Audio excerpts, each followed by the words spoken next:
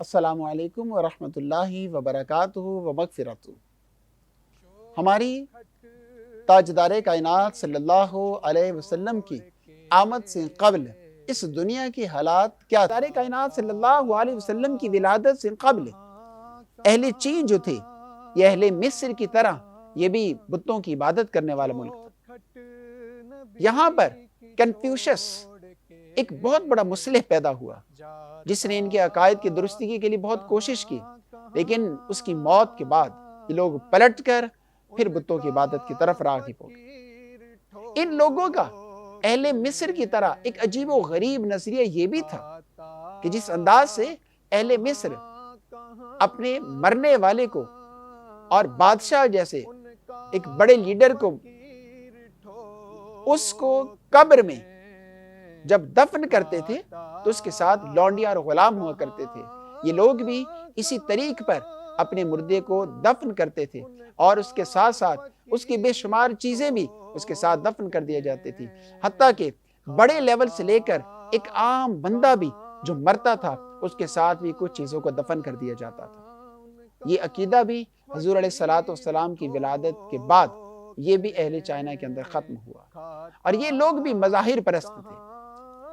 اس کے بعد جزیرت العرب، پورے کے پورے عرب میں جو بے شمار بتوں کا گڑھ تھا، جہاں پر 360 بت خانہ کعبہ بے نسب تھے، سینہ کعبہ میں موجود تھے، وہاں پر بت پرستی کا آغاز عمرو بن لوہی ایک شخص تھا، اس کے ذریعے سے کتب میں یہ آتا ہے کہ عمرو ابن لوہی خزاعی، یہ شخص اس کو ایک خاص بیماری ہوئی اور یہ ملک شام میں کسی نے بتایا کہ وہاں پہ ایک چشمہ نکلتا ہے، وہاں پہ چلا جا اور وہاں سے نکلنے والا جو پانی ہے اپنے بدن پہ پھینک، اس سے غسل کر تو ٹھیک ہو جائے گا۔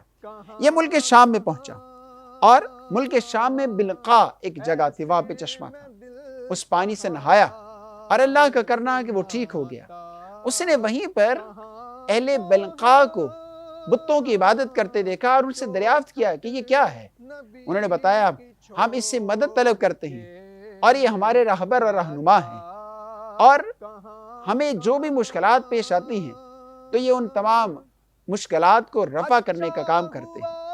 عمرو ابن لوہی وہ پہلا شخص تھا جو وہاں سے کچھ بتوں کو لا کر اس نے صحن کعبہ میں نصب کر دیا اور آہستہ آہستہ دین ابراہیمی کو ماننے والے لوگ بت پرستی کی طرف مائل ہو گئے، حتیٰ کہ پھر ایک زمانہ ایسا بھی آیا کہ ہر قبیلے کا ایک الگ بت، اور چلتے چلتے ہر قبیلے کے بت بنتے بنتے 360 بت سینہ کعبہ میں نصب کر دیے گئے۔ اور اس کی بھی ایک وجہ تھی کہ جب میلہ عکاظ سجدہ تھا، لوگ حج کرنے کے لیے آتے تھے عہد جاہلیت میں، تو ہر قبیلے کا بت وہاں پر نصب تھا اور وہاں پر وہ اپنے بت کو دیکھ کر اور بھی تعظیم اور توقیر کیا کرتے تھے اور کشاں کشاں ہر سال پھر وہاں پر حج کے لیے آیا کرتے تھے، اور اس طریقے سے اہل مکہ کی اکانومی سٹرونگ ہو جاتی تھی۔ تو یہ ایک طریقہ تھا لوگوں کو اپنی طرف راغب کرنے کا۔ قرآن مجید نے بڑی شر و بست کے ساتھ ان کے عقائد کو ذکر کیا ہے۔ ان لوگوں میں ایک عقیدہ یہ بھی تھا کہ وہ لوگ سورج کی پرستش کرتے تھے۔ سورہ نمل آیت نمبر 24 میں اللہ رب العزت نے حضرت سلیمان، بلقیس اور ہدہد کا واقعہ ذکر کیا۔ اس کے بعد وہ لوگ چاند کے بھی پجاری تھے اور دہریون میں سے تھے، اور سورہ الجاسیہ کی آیت نمبر 45 اس کی طرف اشارہ کرتی ہے۔ اور وہ لوگوں کا عقیدہ کیا تھا جو سورہ جاسیہ میں ذکر ہوا کہ ہماری صرف یہ دنیاوی زندگی ہے، اس میں ہم مرتے اور زندہ رہتے ہیں اور ہمیں گردش لیل و نہار ہلاک کر دیتی ہے۔ دہریہ جو کسی بھی دین کو نہیں مانتا، کسی بھی مذہب کو نہیں مانتا، اس کا یہی عقیدہ سورہ الجاسیہ کے اندر ذکر کیا، اہل مکہ کا یہی عقیدہ ہوا کرتا تھا۔ پھر یہ لوگ فرشتوں کے بارے میں عقائد رکھتے تھے، جنات کے پجاری تھے، آتش پرست تھے، ستاروں کے پجاری تھے، یہودیت اور نصرانیت کے قائل تھے یہ لوگ۔ سورہ انفال میں ان کے حج کا جو ذکر کیا ہے وہ سیٹیاں اور تالیاں بجایا کرتے تھے، یہ ان کے دین کا، ان کے مذہب کا یہ لازمی جزء ہوا کرتا تھا۔ پھر اس کے بعد لغو عادات جو ان میں بے شمار تھی، ان میں سے ایک ایگزامپل آپ کے سامنے پیش کرتا ہوں۔ وہ لوگ اگر بارش نہ برستی تھی تو ایک گائے لیتے اور گائے کی دم کے ساتھ چند ٹہنیاں، سوکھی ٹہنیاں باندھ دیتے تھے اور اس ٹہنیوں کو آگ لگا دیتے اور اس گائے کو پھر ہانک دیے کرتے تھے پہاڑوں میں.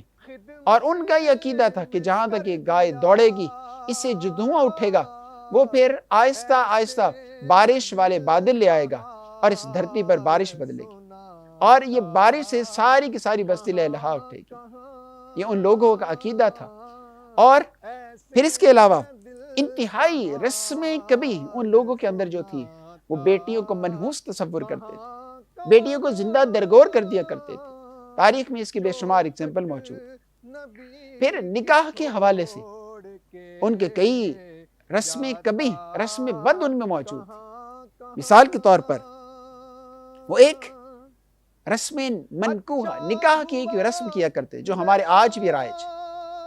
پھر اس کے علاوہ عصمت فروشی ان لوگوں میں عام تھی.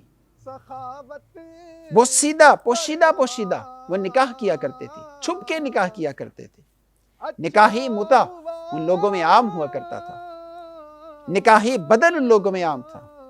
نکاح شغار ان لوگوں میں عام تھا. زہار کی رسمیں کبھی ان لوگوں کے اندر موجود تھی. ناظرین، یہ چند بڑے ممالک جن کے میں نے آپ کے سامنے مختصر وقت میں تفاصیل ذکر کی ہیں، یہ ان کے رسمیں کبھی تھیں، ان کے برے عقائد تھے، لیکن قربان جائیں اس نبی آخر زمان صلی اللہ علیہ وسلم کی ولادت پر کہ جن کی ولادت تصدق سے اس کائنات ہست و بو میں دوبارہ سے ہر شے نے جنم لیا، ہر شے میں ایک نکھار پیدا ہوا. برے جو عقائد تھے ان کو ختم کر دیا گیا. تاجدار کائنات صلی اللہ علیہ وسلم نے حضرت ابراہیم علیہ السلام کے دین کو اثر نو دوبارہ سے زندہ کیا. اللہ جل مجدہ سے دعا ہے اللہ تعالی ہم سب کا خاتمہ بالایمان فرمائے. باخر دعوانا ان الحمد للہ رب العالمین.